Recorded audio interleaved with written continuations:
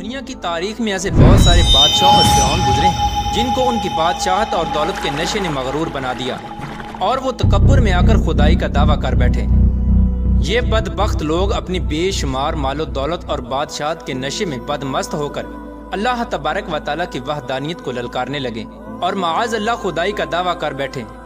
اس کے باوجود بھی اللہ تبارک و تعالیٰ نے ان کی طرف بے شمار انبیاء کرام کو مبعوث فرمایا اور ان کو ہدایت کی طرف بلایا، لیکن یہ بدبخت لوگ اپنی سرکشی اور انا پر اڑے رہے اور اللہ تبارک و تعالیٰ کی وحدانیت کا انکار کرتے رہے۔ پھر جب یہ لوگ قابل ہدایت نہ رہے تو اللہ تبارک و تعالیٰ نے ان بدبخت لوگوں کو عبرت کا نشان بنایا اور ان لوگوں کو تباہ و برباد کر کے رکھ دیا اور ان لوگوں کے نام و نشان کو صفحہ ہستی سے مٹا دیا۔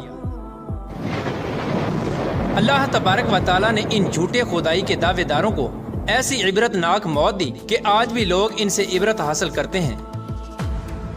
پیارا دوستو، خدائی کا دعویٰ کرنے والے بدبختوں میں سے ایک بدبخت شداد بھی تھا جس نے اللہ تبارک و تعالیٰ کی وحدانیت کو للکارا اور سرکش اور نافرمان ہو گیا۔ پیارا دوستو، شداد کون تھا اور کس طرح اس نے اللہ تبارک و تعالیٰ کی نافرمانی کی اور خدائی کا دعویٰ کیا، اور کس طرح اس نے دنیا میں اپنی جنت تیار کی اور اس کی بنائی جانے والی جنت کتنے سالوں میں تیار ہوئی، اور پھر اللہ تبارک و تعالیٰ نے اس بدبخت کو کس طرح دنیا کے لیے عبرت کا نشان بنایا اور اس بدبخت کا انجام کیا ہوا، اور پھر کس طرح ملک الموت علیہ السلام نے دردناک طریقے سے اس کی روح قبض کی۔ پیارے دوستو، ان تمام تر سوالات کے جوابات قرآن و حدیث کی روشنی میں آج کی اس ویڈیو میں ہم آپ کو بتائیں گے، لہٰذا آپ سے گزارش ہے کہ ہماری اس ویڈیو کو اینڈ تک ضرور دیکھیے گا۔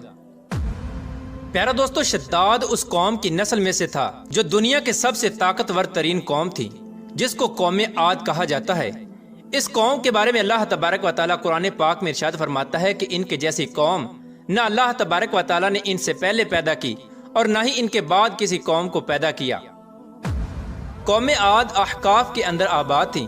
احقاف ایسی جگہ تھی جہاں ریت کے بہت ہی بلند و بالا ٹیلے تھے، اور احقاف کا یہ علاقہ یمن اور عمان کے درمیان بکھرا ہوا تھا۔ اس علاقے کے اندر قوم عاد 8,500 سال پہلے آباد تھی۔ اس قوم پر اللہ تبارک و تعالیٰ کا یہ خاص کرم تھا کہ اللہ تبارک و تعالیٰ نے اس قوم کو دنیا کی سب سے طاقتور قوم بنایا تھا۔ اس کے ساتھ ساتھ اللہ تبارک و تعالیٰ نے اس قوم کو سرسبز و شاداب باغات اور وافر مقدار میں کھیت عطا فرمائے تھے۔ اس قوم کے پاس بے شمار جانور تھے اور پینے کے لیے میٹھا پانی تھا۔ اس کے علاوہ بھی اللہ تبارک و تعالیٰ نے اس قوم کو بے شمار نعمتوں سے نوازا تھا۔ چنانچہ اس قدر مال و دولت اور نعمتوں کی فراوانی کی وجہ سے یہ قوم بھٹک گئی اور اللہ تبارک و تعالیٰ کی نافرمان قوم ہو گئی اور یہ باغی ہو گئے۔ ان کی ہدایت کے لیے اللہ تبارک و تعالیٰ نے حضرت ہود علیہ السلام کو ان کی طرف مبعوث فرمایا۔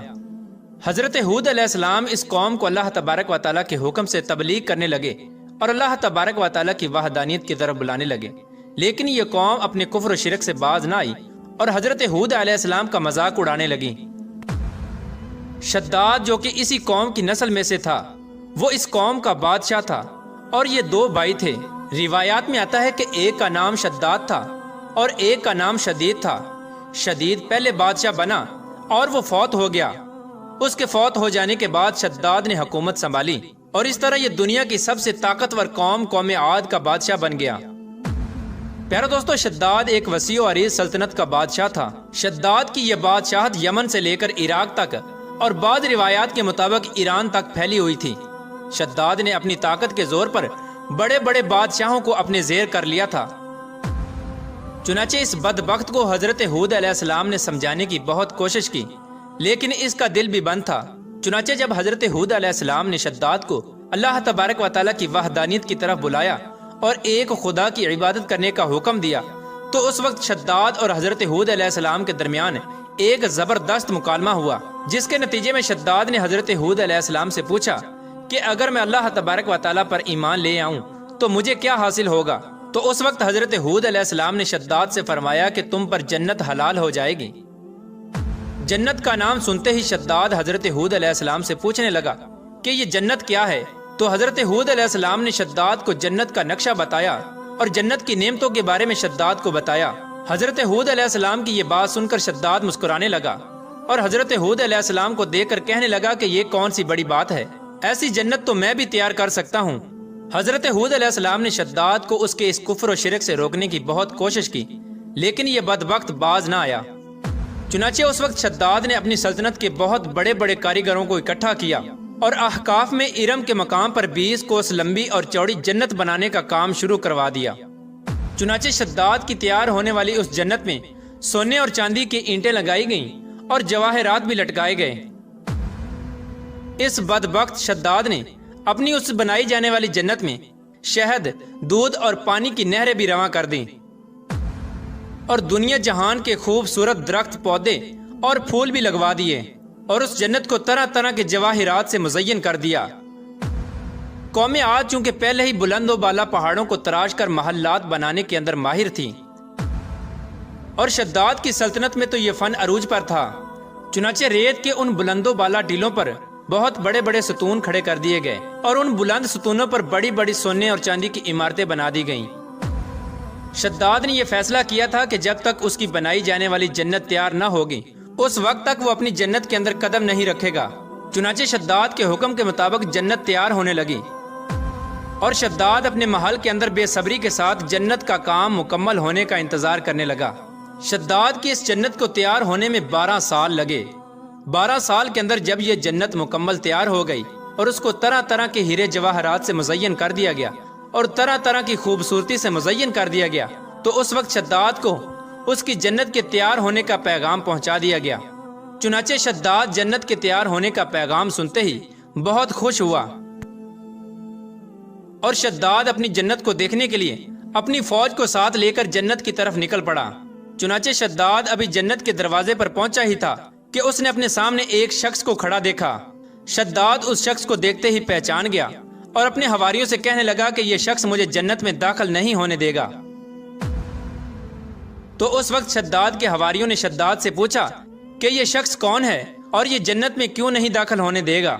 تو اس وقت شداد نے اپنے حواریوں سے کہا کہ یہ ملک الموت علیہ السلام ہیں جو کہ میری روح قبض کرنے کے لیے آئے ہیں اور یہ مجھے جنت میں داخل نہیں ہونے دیں گے۔ اس وقت شداد بدبخت ملک الموت علیہ السلام سے عرض کرنے لگا کہ مجھے صرف اپنی جنت میں قدم رکھنے کی مہلت دے دی جائے، لیکن اللہ تبارک و تعالیٰ کی طرف سے مقررہ فرشتے نے جواب دیا کہ مجھے اللہ تبارک و تعالیٰ کی طرف سے حکم ہے کہ میں تجھے تمہاری جنت کے اندر قدم نہ رکھنے دوں۔ شداد ملک الموت علیہ السلام کے سامنے بہت رویا اور گر گڑایا، لیکن ملک الموت علیہ السلام نے اللہ تبارک و تعالیٰ کے حکم کی تکمیل کرتے ہوئے شداد کی روح قبض کر لی۔ چنانچہ شداد کی موت کے بعد حضرت جبرائیل علیہ السلام نے ایک زوردار چیخ ماری اور شداد کی بنائی ہوئی ساری جنت زمین کے اندر دھنس گئی اور غائب ہو گئی۔